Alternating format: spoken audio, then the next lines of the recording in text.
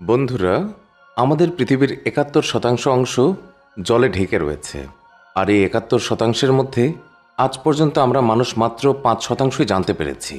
আর যদি কথা বলি সমুদ্রের, তাহলে সমুদ্র মহাসাগরের দুনিয়া এত বড় যে এটিকে এক জন্ম তো দূরের কথা, হাজার জন্মেও মানুষ সমুদ্রের দুনিয়াকে পুরোপুরি জানতে পারবে না। আর এই দুনিয়াতে না জানি কত শত এমন রহস্য লুকিয়ে আছে, যার অনুমান আমরা কখনোই করতে পারবো না। সামুদ্রিক জগতে এমন কিছু জিনিস আছে যা আমরা যত খুঁজব ততই কম হবে। তবে সামুদ্রিক ডুবুরিরা এখন পর্যন্ত এমন অনেক জিনিস খুঁজে বের করেছে যা মানুষকে হতবাক করার জন্য যথেষ্ট। আজকের ভিডিওতে আমরা আপনাকে ঠিক এমনই কিছু রহস্যময় জিনিসের ব্যাপারে জানাতে চলেছি যা সমুদ্রে পাওয়া গিয়েছে, আর সেগুলো দেখে পুরো বিশ্ববাসী হতবাক হয়েছে। তাহলে চলুন শুরু করি। হাফ হিউম্যান হাফ ফিশ, অর্ধেক মাছ আর অর্ধেক মানুষের মতো দেখতে এই প্রাণীটিকে সবাই মারমেইড অথবা জলপরি নামে চেনে, যার অনেক রকম রহস্যময় গল্পই প্রায় মানুষের মুখে শোনা যায়। ইউটিউবে যদি মারমেইড লিখে সার্চ দেওয়া হয় তাহলে জলপরি সম্বন্ধিত অনেক ফেক ভিডিওসই দেখতে পাওয়া যায়। কিন্তু আজ আমরা আপনাকে যে ভিডিও দেখাতে যাচ্ছি সেই ভিডিওটি দেখে গবেষকরাও অবাক হয়েছেন। স্ক্রিনে দেখা এই ভিডিওটি অস্ট্রেলিয়ার, যেটিতে একটি জলপরীকে স্পষ্ট দেখা যাচ্ছে। এই ভিডিও ক্লিপটি দেখে অনেকেই বলেছে যে যেইভাবে এই অদ্ভুত প্রাণীটি সাঁতার কাটছে তা দেখে তো এটাই মনে হচ্ছে যে এটা সত্যি একটি জলপরী। কিন্তু স্কুবা ড্রাইভাররা যখন এটির পিছু নেয় তখন সেটি দ্রুত সেখান থেকে পালিয়ে যায়। এরপর স্কুবা ড্রাইভাররা এই জলপরীটিকে অনেক খোঁজাখুঁজি করেছে, কিন্তু তারা কখনোই আর সেটিকে দেখতে পায়নি। Unknown creature. ২০২১ সালে কিছু জেলে ব্রুনাই নদীতে মাছ ধরছিল। মাছ ধরতে ধরতে হঠাৎ তারা সেখানে একটি অজানা প্রাণী দেখতে পায়, যেটির মুখে বড় বড় ধারালো দাঁত ছিল। এরপর তারা সেই প্রাণীর ভিডিও রেকর্ড করে সোশ্যাল মিডিয়ায় ছেড়ে দেয়, আর সেই ভিডিওটি প্রচণ্ড ভাইরাল হয়। কিন্তু সেই ভিডিওর সত্যতা আজ অবধি জানা যায়নি। তবে যাই হোক, প্রাণীটি দেখতে কিন্তু খুবই ভয়ানক ছিল। Loch Ness monster. যদি আপনারা না জেনে থাকেন তাহলে আপনাদের জানিয়ে দিই যে এই লক নেস মনস্টার ছিল এক বিশালাকার দৈত্যকার দানব, যা হাজার হাজার বছর আগে গভীর সমুদ্রে বাস করত। কিন্তু সময়ে সময়ে কিছু মানুষ এটিকে দেখার দাবি করে। বিজ্ঞানীরা যখন এটি নিয়ে রিসার্চ করেন তখন তারা জানতে পারেন যে এটি ডাইনোসর প্রজাতির একটি বিশাল সামুদ্রিক প্রাণী, যার অস্তিত্ব বহুবার দাবি করা হয়েছে। তবে সারা বিশ্বের বড় বড় গবেষকরা বলেছেন যে এটি একটি ভয়ঙ্কর দৈত্যাকার প্রাণী, যা স্কটল্যান্ডের লক নেস নদীতে বাস করে, যার ঘাড় খুব লম্বা, আর এটি প্রায় ৫০ বছরে একবার নদী থেকে বেরিয়ে আসে। Mysterious creature. মাঝে মাঝে এমন কিছু প্রাণী ক্যামেরায় রেকর্ড হয়ে যায় যেগুলো যদি ক্যামেরায় রেকর্ড না হতো তাহলে হয়তো কেউই বিশ্বাস করতো না। ২০২২ সালে রাত আনুমানিক ২টা নাগাদ একজন ব্যক্তি যখন মেক্সিকোর গভীর সমুদ্রে তার নৌকা চালাচ্ছিল তখন হঠাৎ করে খুবই ভয়ঙ্কর একটি প্রাণী তার নৌকার পিছনে পড়ে যায়।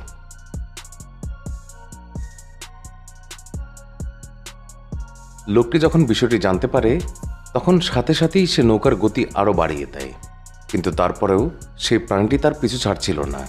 প্রাণীটির চোখ আর সাঁতারের গতি দেখে বোঝা যাচ্ছিল যে এটি কোনো সাধারণ প্রাণী নয়।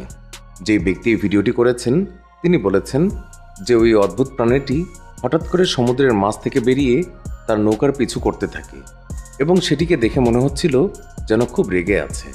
তারপর কোনো মতে সেই লোকটি তার নৌকা নিয়ে সেখান থেকে পালিয়ে আসে। তবে সেই অদ্ভুত প্রাণীটি এইভাবে তার নৌকার পিছু কেন করছিল সেই বিষয়ে লোকটি কোনো কিছুই বলতে পারেনি। সাউথ আফ্রিকার একটি নদী তীরে হঠাৎ মানুষেরা এমন একটি অদ্ভুত প্রাণী দেখতে পায়, যেটা দেখে কিছু লোক সাথে সাথেই সেখান থেকে পালিয়ে যায়।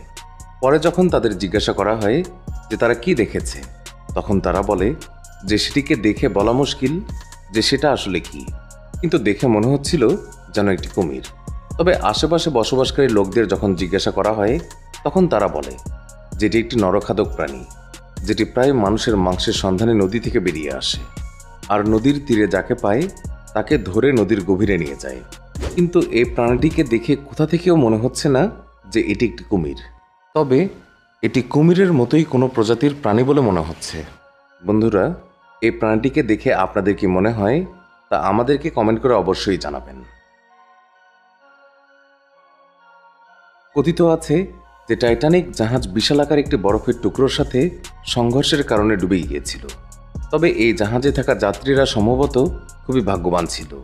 যদিও এটি বরফের টুকরো নাকি অন্য কিছু তা তো জানা যায়নি।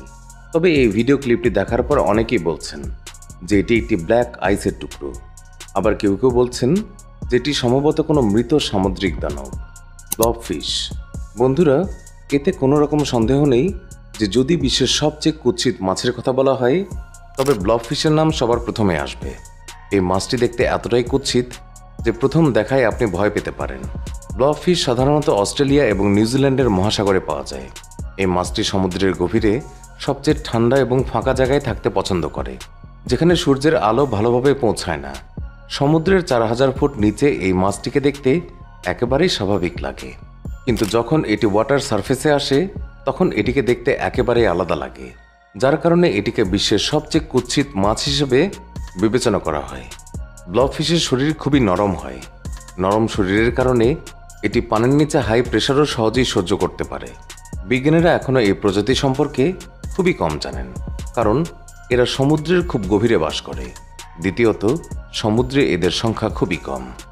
সমুদ্র সৈকতে মাঝে মধ্যেই অনন্য প্রজাতির প্রাণী দেখা তো নর্মাল কথা, তবে নিউজিল্যান্ডের পুকেহিনা সমুদ্র সৈকতে এমন একটি অদ্ভুত সামুদ্রিক প্রাণী দেখা যায় যার শারীরিক গঠন ছিল একেবারেই আলাদা। এছাড়া প্রাণীটির মাথা ছিল খুব বড় আর মুখে বড় বড় ধারালো দাঁত ছিল, যেগুলো দেখতে খুবই ভয়ঙ্কর লাগছিল। অদ্ভুত এই প্রাণীটি প্রায় 9 মিটারের মতো লম্বা ছিল। বেশ কয়েকদিন ধরে সমুদ্র সৈকতে পড়ে থাকার কারণে প্রাণীটির শরীর ধীরে ধীরে পচতে শুরু করেছিল। সমুদ্র সৈকতে আসা লোকেরা ভেবেছিল যে এটি কোনো প্রাগৈতিহাসিক প্রাণী হতে পারে। অন্যদিকে আবার কিছু লোকের ধারণা ছিল যে এটি কোনো মেরিন লবস্টারও হতে পারে। গবেষকদের জন্য এই প্রাণীটিকে শনাক্ত করা একটি কঠিন কাজ ছিল। এই ভিডিও ফুটেজ দেখে অনেকেই মনে করেছিলেন যে এটি একটি বিশাল মোরে ইল, অথবা এটি একটি নোনা জলে পাওয়া বিশাল কুমিরও হতে পারে।